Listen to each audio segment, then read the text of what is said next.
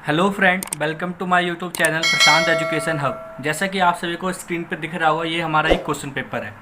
दोस्तों, ये जो क्वेश्चन पेपर है ये हमारा किसका है? सीईटी। ये जो क्वेश्चन पेपर है दोस्तों हमारा किसका है? ये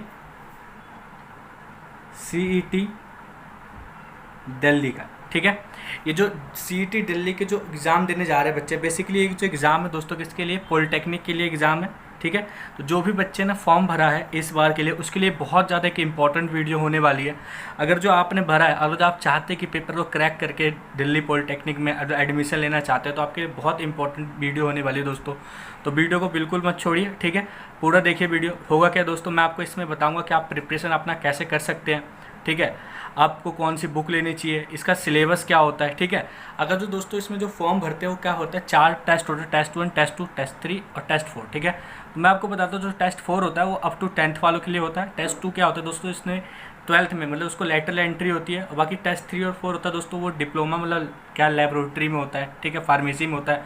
ऐसे करके हमारा ये होता है। ठीक है, तो सबसे पहले हम बात करते हैं। देखिए आपके पास क्या है, टेस्ट 1, यानी कि टेस्ट 1 का क्या है, मेरे पास क्वेश्चन पेपर है। ऐसे ऐसे क्वेश्चन पेपर मेरे पास 2 है। ठीक है, मैं आपको ये पूरा सॉल्यूशन प्रोवाइड करवाऊंगा दोस्तों। ठीक है, किसी भी एग्जाम में जो एक प्रीवियस ईयर का क्वेश्चन पेपर होता है वो एक इंपॉर्टेंट रोल प्ले करता है। ठीक है, तो आपको पता है कि syllabus up to 10th class है, लेकिन दोस्तों इसमें पूछा क्या जाएगा यही नहीं पता। ठीक है, तो इसमें जो टोटल क्वेश्चन होंगे, जो आपके टोटल क्वेश्चन होगा वो कितना होगा दोस्तों? 150 क्वेश्चन होगा। 150 क्वेश्चन किस किस सब्जेक्ट से मिलकर बने होंगे? 3 सब्जेक्ट हमारे, मैथ, साइंस। ठीक है, यानी कि क्या बना होगा? मैथ, साइंस और इंग्लिश। ठीक है, इससे क्या बना होगा? आपका 150 क्वेश्चन बनेगा। मैथ में से अकेले कितने क्वेश्चन पूछा जाएगा? 50 क्वेश्चन पूछा जाएगा।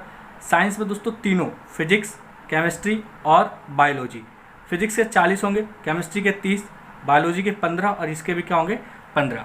अगर जो आप सम करोगे तो टोटल कितना? 150 क्वेश्चन। तो देख लो आपको 150 क्वेश्चन इस तरीके से आया हुआ है। अगर जो आपकी रैंक 1000 से 3000 के बीच में लाई करती है तो आपको आराम से कोई ना कोई गवर्नमेंट कॉलेज मिल जाएगा। ठीक है, ये अलग बात है कि आपको जो चाहते हो ट्रेड वो ना मिले, तो ठीक है वो अलग बात है। ठीक है, बाकी बाकी आप ट्रेड के लिए दोस्तों आप कर सकते हो कि आप एक से 2000 के बीच अपना रैंक लाने की कोशिश करो, अगर जो आप मन चाहा ट्रेड और मन चाहा कॉलेज लेना चाहते हो तो। ठीक है, तो चलिए दोस्तों मैं आपको बिल्कुल बताता हूँ कि आपके एग्जाम में किस तरीके के क्वेश्चन पूछा जाता है। दोस्तों पहली बात यह है, एक एग्जाम है तो इसमें कोई शॉर्ट ट्रिक क्या होता है बेसिकली होता नहीं है। एक बात याद रखिएगा, ये कैसा एग्जाम होता है? हमारा नेगेटिव मार्किंग का एग्जाम होता है।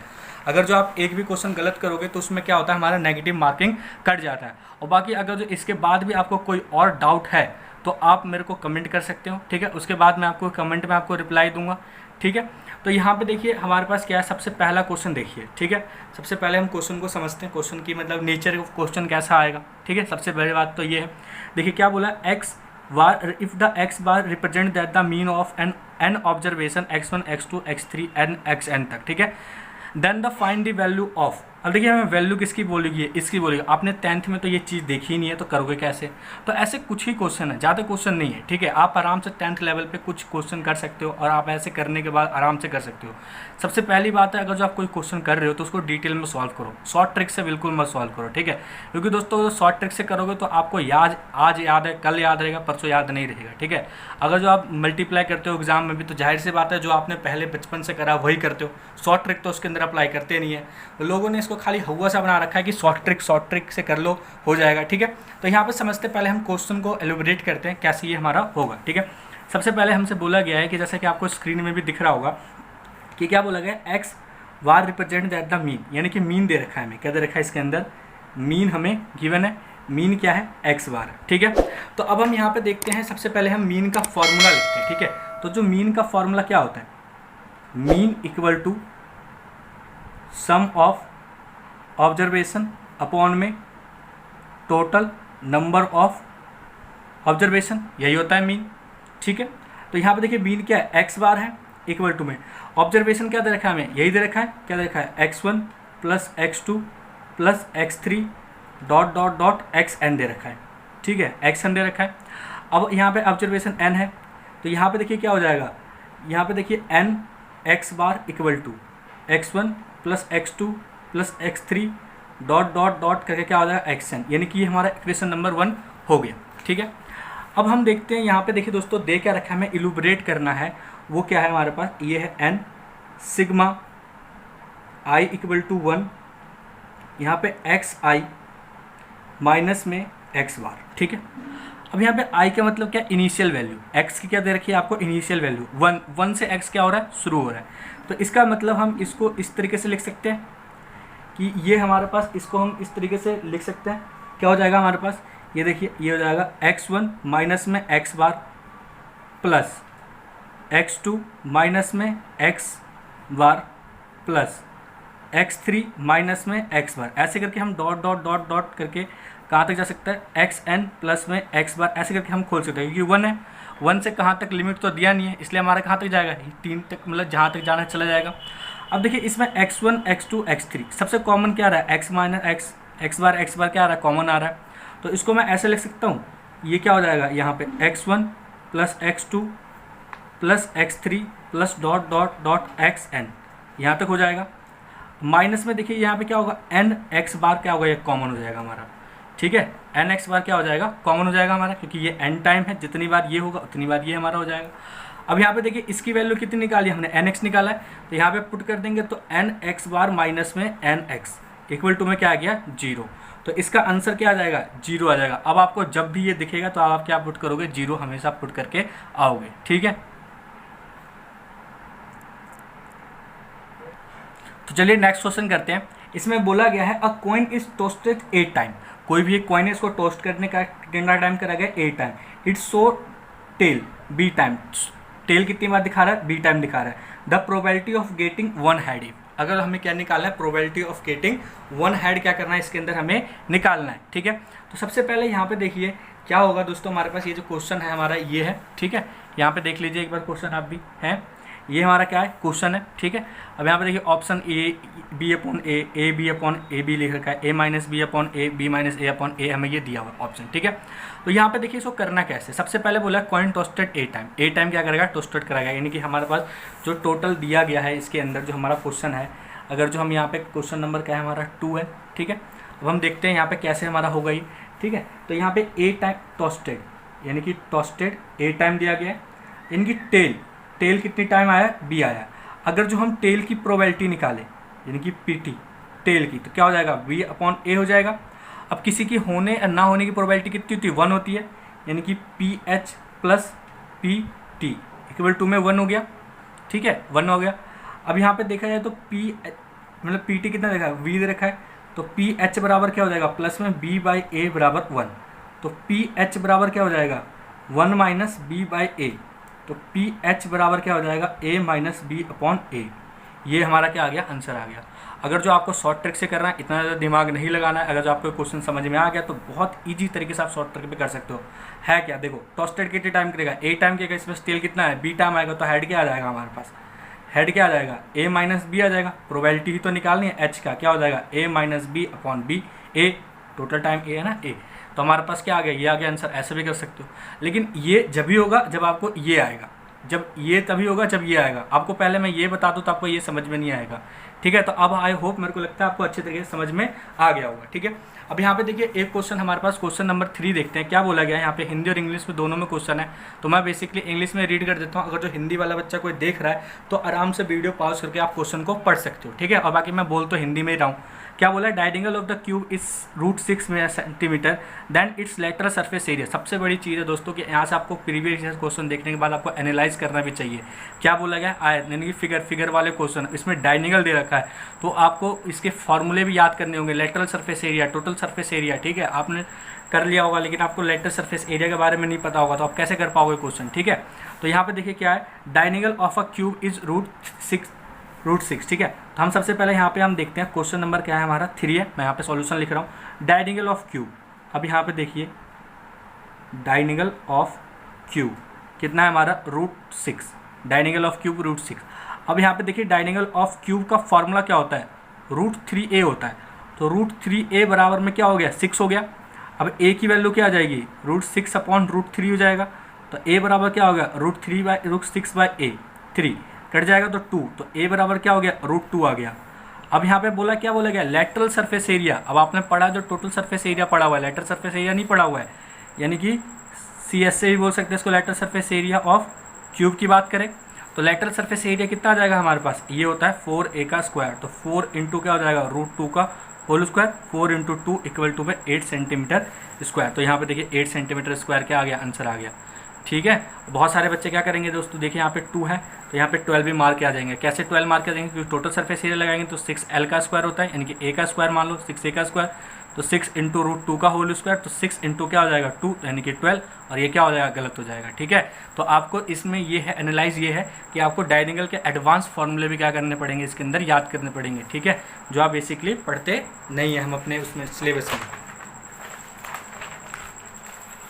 अब यहाँ पे देखिए दोस्तों एक क्वेश्चन बहुत इजी सा क्वेश्चन है। ठीक है, यहाँ पे देखिए क्वेश्चन नंबर कौन सा है हमारा, क्वेश्चन नंबर 4 है। ठीक है, मैं अभी दिखाता हूँ आपको। यहाँ पे देखिए क्या बोला गया, if the radii of 2 cylinder, ठीक है, क्या बोला गया, the radii of 2 cylinder in the ratio of 2:3, ठीक है, and their height are in the ratio of 5:3, the ratio of volume, volume का हमें क्या निकालना है, रेशो निकालना है। अब जाहिर सी बात है आपको सबसे पहले इसका सिलेंडर का वॉल्यूम पता होगा, तभी आके आपका ये क्वेश्चन होगा। तो यहाँ पे देखिए रेडियाई, तो यहाँ पे रेडियस, तो यहाँ पे R1/R2 मान लेते हैं। R1/R2 क्या मान लिया हमने, 2/3 मान लिया। अब यहाँ पे H1/H2 मान लिया, H1/H2 क्या आ गया, 5/3 मान लिया। अब हमें पता है V1/V2 रेडियस ऑफ वॉल्यूम। ठीक है, हम रेडियस ऑफ वॉल्यूम निकाल लेते हैं, क्या होता है πr1² H1 हो गया, यहाँ पे πr2² H2 हो गया, इससे ये कट जाएगा। अब यहाँ पे देखिए 2 का स्क्वायर हो जाएगा इंटू क्या हो जाएगा, यहाँ पे हो जाएगा हमारा 5 अपॉन में, यहाँ पे क्या हो जाएगा दोस्तों, यहाँ पे हो जाएगा हमारे पास 3 का स्क्वायर इंटू 3। ठीक है, अब देखो 2 का स्क्वायर 4 इंटू 5 क्या हो गया 20, 9 इंटू 3 27, तो क्या आ गया 20√27, ये क्या आ गया हमारा आंसर आ गया। यहाँ पे देखिए क्या आ रहा है, सेकंड वाला ऑप्शन सही आ रहा है, 20 इंटू 27। ठीक है, बहुत सारे बच्चे वॉल्यूम का फॉर्मूला क्या बताएंगे, 2πRH लगा के आएंगे, लेकिन ये क्या है, गलत है, ये वॉल्यूम का फॉर्मूला नहीं है, ये क्या है, कर्व सरफेस एरिया का फॉर्मूला है। ठीक है,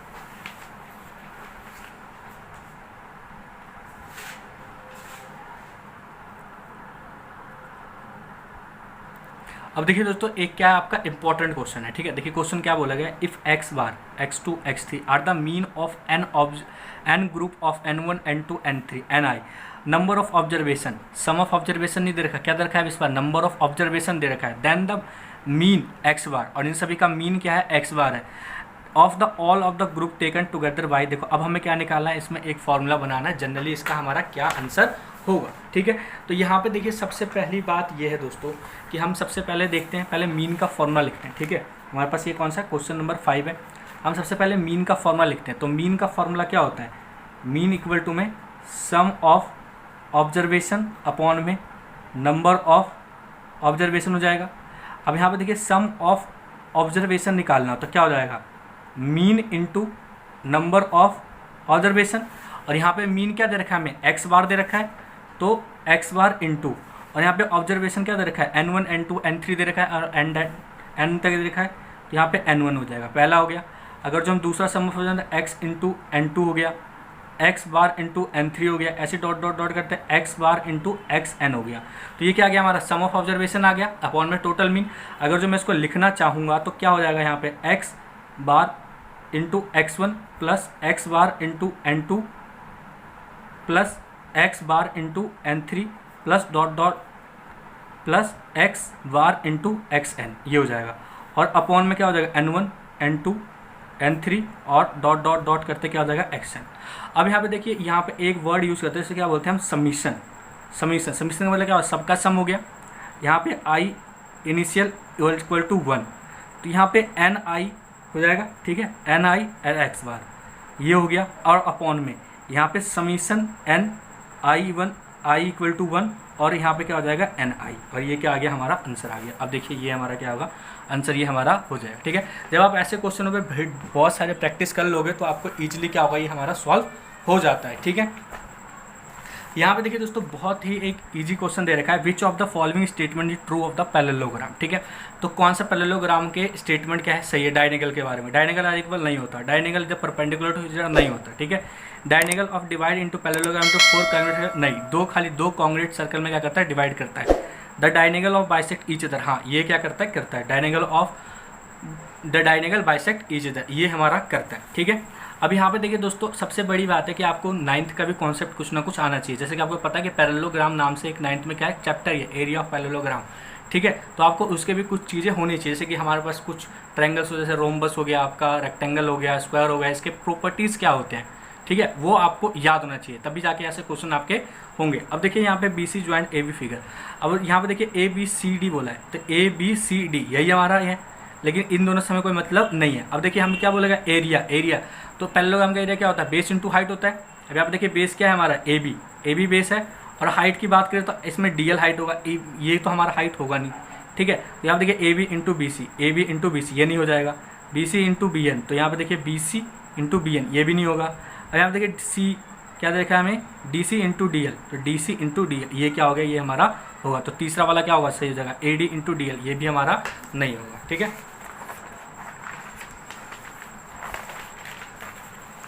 अब यहाँ पे देखिए दोस्तों क्वेश्चन नंबर 8 क्या बोला गया था, coordinate of the point at which the line 2x minus 7y equal to 7 intersect that the Y spread. जब भी इंटरसेक्ट की बात करें, कोई भी एक लाइन इंटरसेक्ट कर रही है और उसके कोऑर्डिनेट दे रखे होंगे, तो उस लाइन में क्या करो, उस पॉइंट को पुट कर दो, ठीक है। बहुत ईजी वे बता रहा हूँ, थोड़ा सा मतलब लेंथी है लेकिन ईजी है, ठीक है, समझ जाओगे, ईजिली हो जाएगा क्वेश्चन। जो भी पॉइंट दे रखा उसके अंदर पुट कर दो। अगर जो LHS इक्वल टू RHS आता है तो हमारा इंटरसेक्ट करेगा, अगर जो LHS इक्वल टू RHS नहीं आता तो इंटरसेक्ट हमारा नहीं करेगा, ठीक है। तो सबसे पहले हम देखते हैं यहाँ पे क्वेश्चन नंबर क्या है हमारा 8 है।